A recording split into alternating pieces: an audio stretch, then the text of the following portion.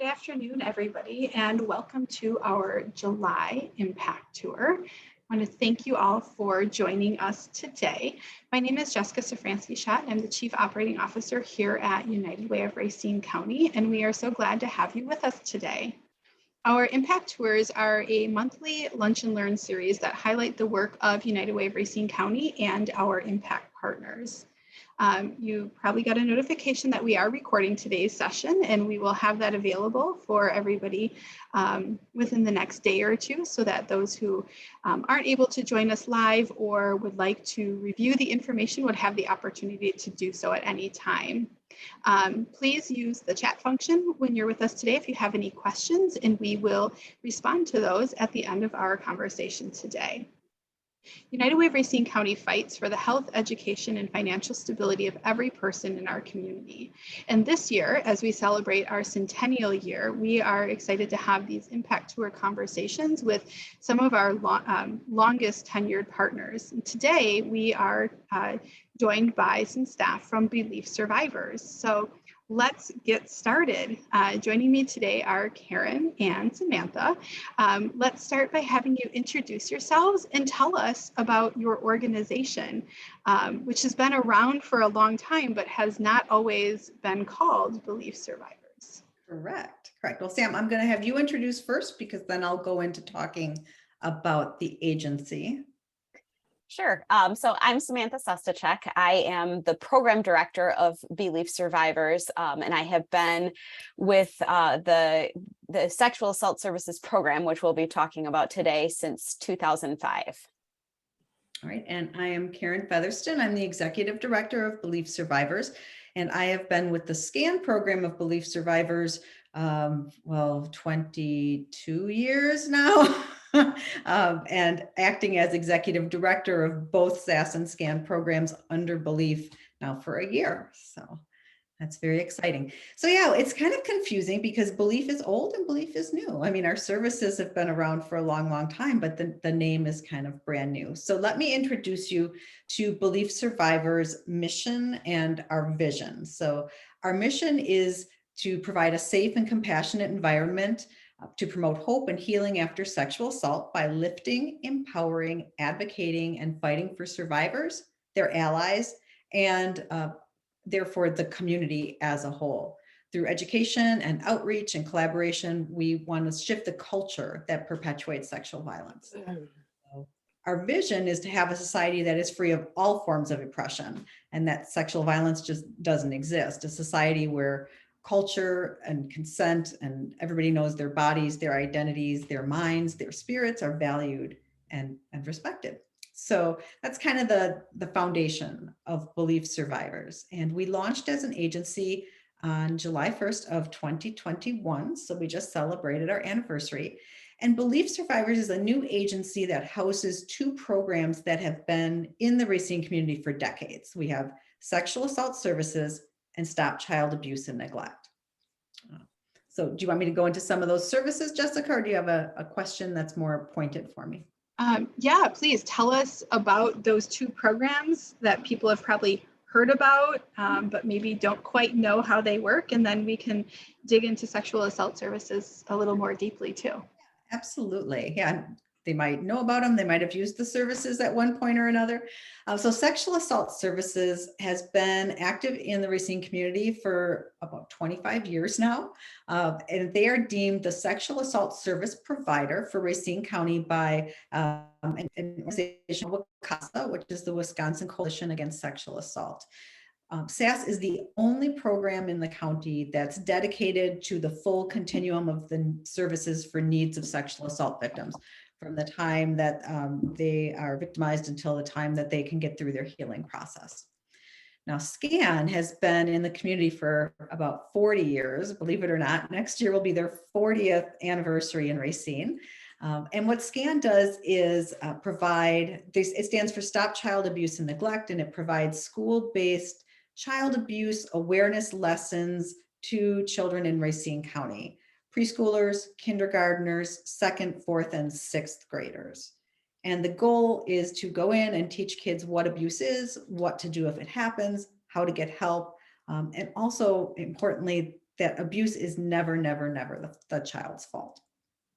So yeah, those are our two programs. So we can delve into SAS a little bit more deeply.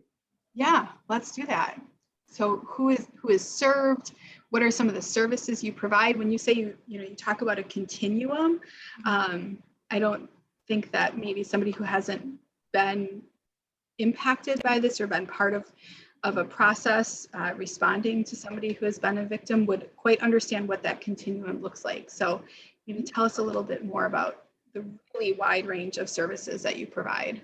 Absolutely. Well, to give people an idea of the scope, we just got done running our statistics from the, what would it be, July 1st, 2022 to June 30th, or July 1st, 2021 to June 30th, 2022 stats.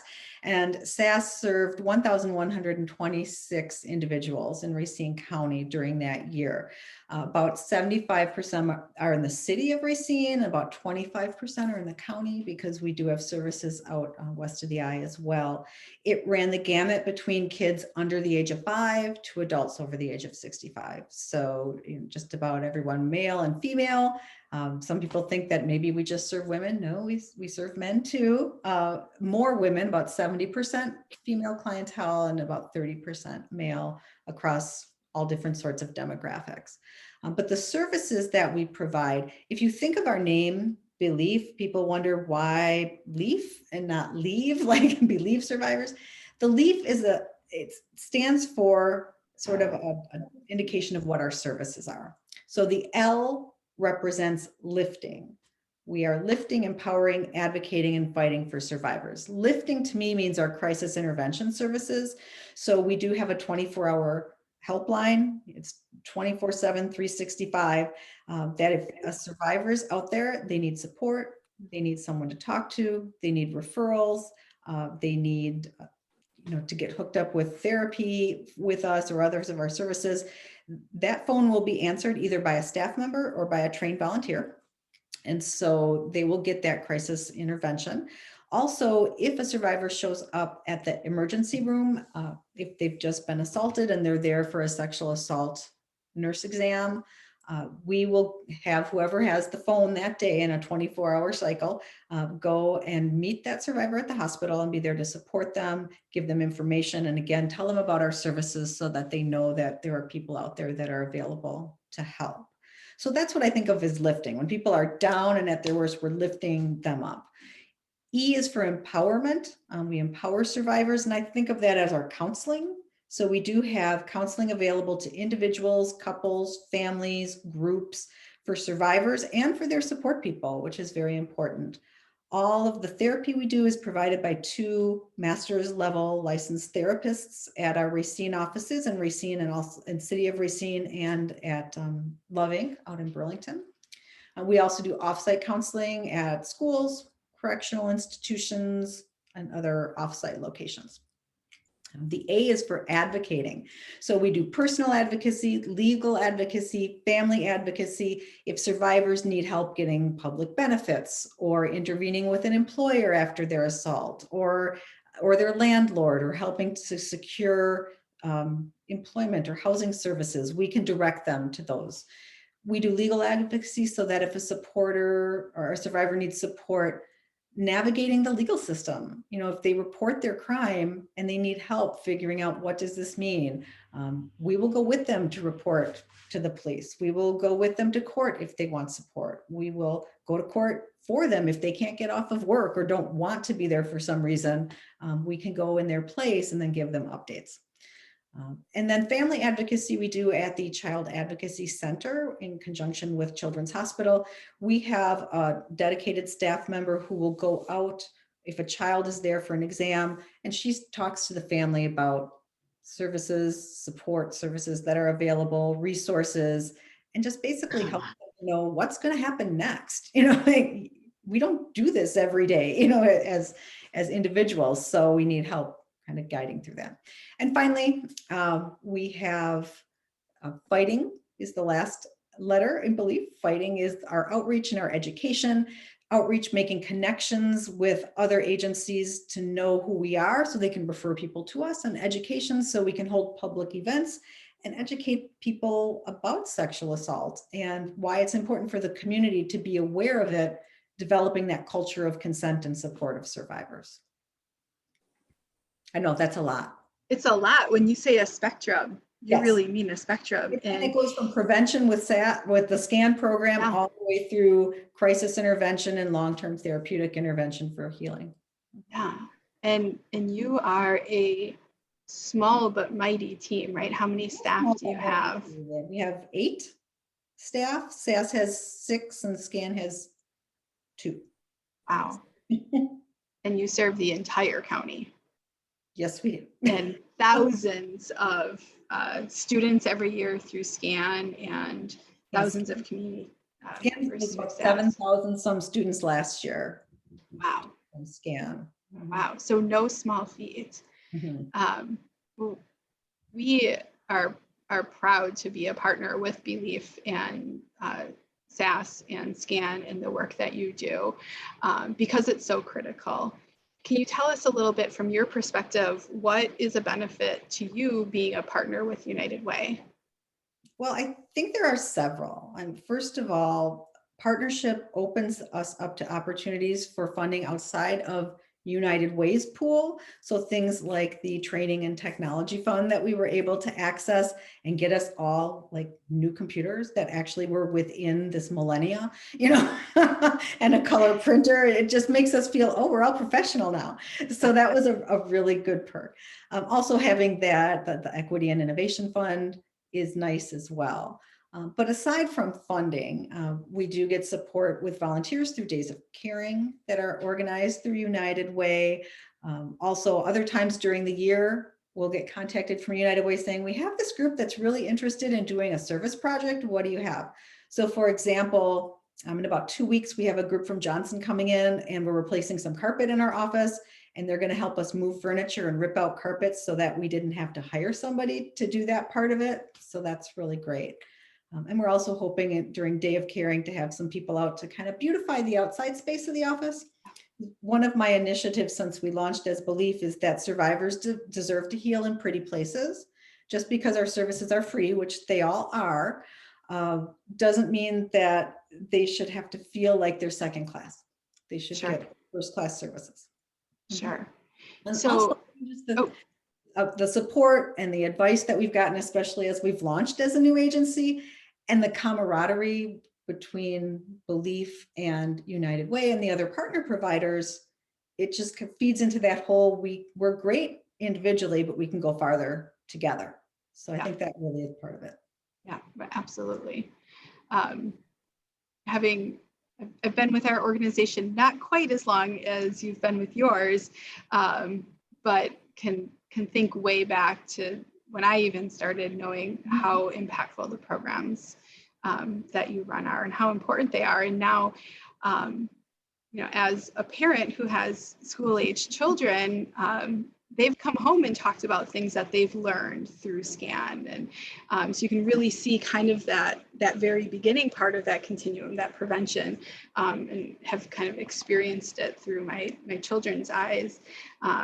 And so have just so much gratitude for the work that you do to help every person in our community really be safe and respected and know what to do if something isn't quite right, or if something doesn't quite seem safe. So Absolutely.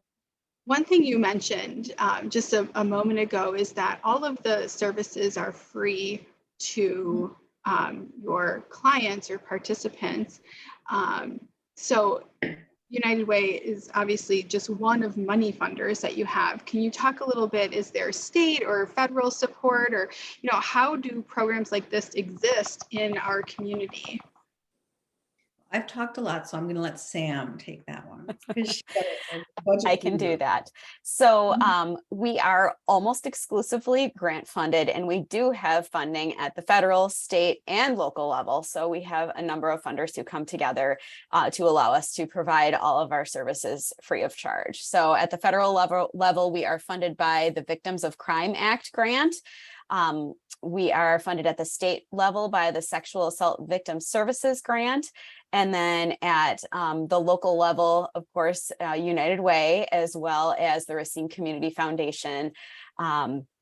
We have a new funding source from the Department of Children and Families, which is also administered through the state. So that's a brand new one that even I'm not super familiar with yet. We're getting to know that funding source. So yes, that in addition to donations from very generous supporters and fundraising efforts, that those things have allowed us to provide all of our services free of charge since we came into existence in 1999. We've never had to charge for services, and we want to keep it that way. So yeah, that's the way. That's the way. It's a team effort for sure. That's incredible. We've touched on this a little bit, but do you want to add anything to the history of sexual assault services and kind of how did the program get started? And I'm a little curious, how do you end up being the provider? I can do that, and I'll try to be brief about it. But like I just mentioned, SAS began in 1999, and that the program at the time consisted of one very brave half-time person who was charged with getting all of these services up and running to become the sexual assault service provider for Racine County. At the time, Racine County did not have a sexual assault service provider. Most other counties in the state did, and it was a definite need for us here in Racine. So that's how that got started. And it was actually that state grant that I mentioned, the Sexual Assault Victim Services Grant, that provided the funding for that halftime position in 1999. During 1999, the 24-hour hotline was also established. And at the time it was answered completely by that one brave halftime person. Oh my gosh. I can't. Exactly. Yes, part-time. 20 hours a week. Sure. It's totally doable. So in 2000, fortunately, SAS received a funding increase so that halftime person could become a full-time person. 2000 was also when our first volunteer advocates were trained to answer the hotline and to respond to the hospital. And one of those volunteers is amazingly still with our program and still volunteering. So we have one person who's been with us from the start, longer than myself, longer than Karen. It's pretty amazing. So that happened in 2000. In 2002, SAS received funding from VOCA, the Victims of Crime Act grant that I mentioned, that federal grant, for another full-time position. So then it was two positions. In 2003, while the SAS program was operating in Racine in a building on Mound Avenue, that was the year that we also opened our satellite office in Burlington at Love Inc. because we wanted to make sure that we were overcoming some of those transportation barriers between the eastern and the western part of the county to make sure that we were properly serving survivors in the western part of the county. And a staff person was added at that time as well to work in that office and provide those services. In 2004, then we established a second hospital response team because, again, Racine County is kind of long and skinny, and it's a long drive between the hospitals in the city of Racine and the western part of the county in Burlington. So we established a second team of volunteers to respond to that Burlington hospital. Now, I believe in 2005 was when SAS received United Way funding. That's where my records go back to, and that's where my history with the program starts as well. So United Way allowed us to hire another therapist as well as a crisis response worker to do some of that on-call work. And I believe that was in 2005.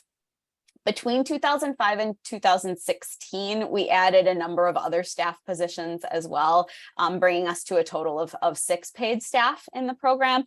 We added the family advocate to respond to the Child Advocacy Center. We added our first bilingual staff person in 2009, again, filling a very great need for the sizable Spanish-speaking community in Racine County. And in 2016, we hired a second bilingual staff person who is also a therapist. So we're able to provide therapy in Spanish as well. I believe it was 2017, correct me if I'm wrong, Karen, when we moved from the Mound Avenue location to our current location on Dominic Drive. And then in 2018, Lutheran Social Services, which had been our umbrella agency since we were established in 1999, LSS went through a major reorganization, and we had always been kind of like little orphan programs of LSS. LSS didn't have other programs that did the things that we did. So when they reorganized and streamlined, it was decided that we didn't fit with the agency's mission. So we had to kind of figure out where we were going and how we were going to be able to continue providing the services that we do. So where we landed was with a fiscal sponsorship from Focus on Community, which we are so grateful for. So in 2019, we began operating under Focus, and we're able to continue to provide the services that we did because we did not have our own nonprofit status. Sure. So that's where BeLEAF comes in, and the work between 2019 and 2021, when we began, a number of steps took place to get us to where we were with our own nonprofit status. And like Karen said, July 1st of last year, we began operating independently as BeLEAF Survivors. You're like the little nonprofit that could. We are. And thank goodness for that. It's like, you don't tell us we can't do something. It just makes us want to do it even more. We're very stubborn, and we care a great deal about our clients, and we wanted to make sure that the services that they needed weren't interrupted. So we made it happen. Yeah, I think, you know, you can kind of joke about it, but it really is so critical that you exist to provide services to survivors of sexual assault, because it could happen to any person at any time. And imagine the gap that would exist in our community if you didn't exist. So thank you for that. Can you tell us some of the impact that you have on your participants or your clients and the community as a whole, because you exist? Yeah, sure. So what we do is we address the negative consequences that go along with sexual assault, so that that healing process can take place and they don't have the problems with psychological and physical effects, following them throughout their lives. We want to address that crisis. So like I said, all those different services that we provide are a way of empowering them and getting them to, have coping skills if they're having psychological stress, or feeling empowered to be out in the community, advocating for others. That's like our main goal, is to get people back into a healthy mind-body space. We also have impact in their everyday lives by emergency funds that we're able to offer. And I know Sam has a couple of examples of how we've been able to help people with emergency funds, which is like the best part of the job, when someone comes to you with a problem and you can solve it right away. Wish we could do more of that. Yeah, our emergency fund is relatively new, and it kind of came just in time because I think the pandemic has really created some emergency financial situations for people that we've been able to help them solve. We've been able to help people with rental assistance so they didn't get evicted. We were able to fix one of our clients, her bicycle, which was her primary mode of transportation. We were able to have that serviced and repaired for her so that she wouldn't lose that mode of transportation. We've helped with quite a bit of rental assistance, actually. We also are able to give clients grocery cards and gas cards so that if they're having a food emergency, we can help them to get some groceries. We can help them with gas, which is really important right now, to help them be able to access services. We have bus passes as well. So if somebody doesn't have a reliable mode of transportation, we can help them get around. So we're really happy to be able to do that. And that's something that we've been doing for the past couple of years, and clients have really needed it. So we were glad it was there for them. And as for the community, you wouldn't think about community benefits because it seems like so much of what we do is interpersonal with, the survivors. But when survivors are supported, they're more likely to report their crime. And that will lead to greater prosecution rates. And that will lead to increased offender accountability. And that leads to a safer community. Sure. That's what we're ultimately after. and by educating the community in the work that we do now that we're doing events and things again, we're working to shift that culture that perpetuates sexual violence so it won't happen in the first place. It'd be Sure. lovely if we could work our way out of a job. That's always our goal. But in the meantime, the services do need to exist. Yeah, for sure. For sure. Are there, I'm sure there are, any misconceptions or unknowns about the work that you do that you want to make sure people understand or are clear on? Well, the first one is that this came up a lot when we were with LSS, was that we're religiously based and only people that were Lutheran could use our services. Not true, not true, not true. And now the misconception is that we're still with LSS. Not true. Not true. That's not, it especially got complicated when we moved into the Lincoln Lutheran building. Yeah, that made it even worse. Another is that we're a brand new agency, which I guess we are, but I don't really consider us new because we're used to being in the community. Everything is the same except that name at the top of the letterhead, basically, that we charge for services, which we do not charge for any services that we have. And another one that comes up sometimes is that you have to have been a recent victim or a recent survivor. And that's not true. You could have trauma from back in your childhood that got re-triggered somehow, and you're really having a hard time dealing with it in your life. That's okay. Call us. We can help you out with that. It doesn't have to have happened yesterday. Good to know. You've talked about this a little bit, but what are some of the partnerships and resources that exist in the community that really help your clients and achieve your mission? Yeah, we couldn't do what we do without our community partners because we can't do everything. So we often have to refer clients out. One of the big partnerships that we have is with the sexual assault nurse examiner programs at Racine County hospitals. We are integrated into their protocols so that when they do have a survivor at the hospital, they call us. It's automatic to make sure that survivor always has an advocate there at the hospital with them if they would like to have an advocate. It's the same thing with the Child Advocacy Center and our partnership with Children's Wisconsin. Again, we have an office there at their location, and we have a staff member who makes sure that every family coming through who is there because their child has experienced sexual abuse has an advocate. We also work with a number of different community partners through our work with the Racine County M team, multidisciplinary team that addresses child abuse in the community. The DA's office, law enforcement, again, medical professionals, the human services department, and then, other organizations as well, the volunteer center to help us recruit the volunteers that answer our 24-hour hotline. We work with the Women's Resource Center, with Love Inc., with Planned Parenthood, with the Racine Unified School District, both as lift providers through United Way, as well as through, SCAN, obviously, and then any other requests that might come in from RUSD. And then we also work with a lot of area colleges. We've worked with Herzing University. We worked with Carthage, Parkside, Gateway. That helps us to spread awareness of our services, recruit volunteers, and has also allowed us to have an undergrad intern who helped us to serve clients and helped with our social media and did a number of things for us. And then we also work with Fight to End Exploitation, FEE, which is the organization that's addressing human trafficking in Racine, to kind of cross-train our volunteers. FEE has volunteers and we have volunteers, and there's a lot of crossover.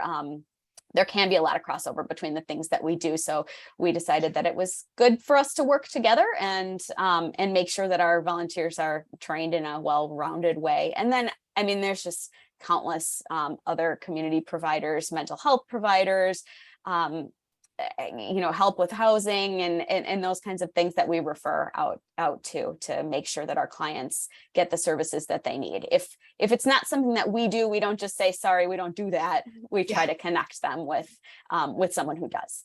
Sure. That's incredible. we're running up right against time. We have one question that came through, so I want to make sure we answer that question, and then also talk about how people can get involved. So the question that we have is, do you ever have people that reach out to you on behalf of others that have been assaulted? And if so, what's the process for addressing this? Or do you just strictly address calls from the hospital in 24-hour line? We do definitely have people who reach out on behalf of others. Because of confidentiality, we can't just directly call that survivor, but we will, if somebody is reaching out on behalf of them, we will give that person information on how to access our services and tell them to encourage the person that they care about to call. Unless, of course, it's a parent calling on behalf of a child, then Sure. we can help. But if they're calling on behalf of an adult person, that person does have to reach out directly to us. Sure. And that just happened today, so with me. Yeah. Yes. So let's talk about how can people get involved. I know you've mentioned a couple of things already, but if somebody's joined us today and they're like, this is an organization, this is a program that I want to support further and be more involved in, what are the options available to them? Well, I'll be brief because I know we're running right up, but I'll kind of do it in the order of the most effort that someone can give to the least effort that someone can give. If you really, really, really want to get involved, I would say look into getting on our board, because we are always looking for new people to be on the board, to lend a new voice. You do not need to be a professional. You don't need to be wealthy. You don't need to be experienced at being on a board. We just need voices. And also volunteering for our advocacy program to carry that 24-hour helpline. It's a pretty extensive training to make sure that people feel like they are comfortable doing it, but that is definitely a way that you could give back. If you're not quite wanting to put in that much effort, maybe you can attend one of our events. We do have an open house tomorrow. If anybody wants to come and tour our office space, it's from 4 to 6 tomorrow at 2000 Dominic Drive, 4th floor. Next Wednesday, a week from tonight, we have Scans Cones for Kids benefiting the Stop Child Abuse and Neglect program. Think wine tasting, but with ice cream, so it's kid friendly. Go in and sample different ice creams from different vendors, silent auction, balloon art, crafts with Racine Art Museum. So it's at Danny's Hickory Hall out on Douglas. You can get more information on our website. And we have other events throughout the year, Small Plates, Big Hearts, which is a downtown food crawl that's coming up on September 10th. And our wine tasting and April awareness events are always in April during Sexual Assault Awareness Month and Stop Child Abuse Prevention Month. So after that, if you don't want to leave the house, maybe you can follow our social media and share, refer people that you might know to our services. And if you don't even want to click buttons, you could donate auction items to our events, in-kind things for our offices, donate space for trainings, and good old-fashioned cash is always good as well. And you can learn more about all of this at BeLEAFSurvivors.org, our Facebook and Instagram sites, and if nothing else, email info@BeLEAFSurvivors.org. Great. Thanks so much, Karen and Sam, for all of the information that you shared with us today. And thank you for the work that you do in the Racine County community. United Way of Racine County is proud to support and partner with you. And we are able to do that through the generosity of our donors. When somebody makes an investment in United Way of Racine County, you're making an investment in programs like sexual assault services and Stop Child Abuse and Neglect, and organizations like BeLEAF Survivors. So thank you for your support. We invite you to join us for future impact tours. In August, we will feature Bethany Apartments, and in September, Racine Vocational Ministry. More impact tour dates to come through the rest of the year. And again, thank you all for joining us today. We hope that you have a wonderful rest of your day.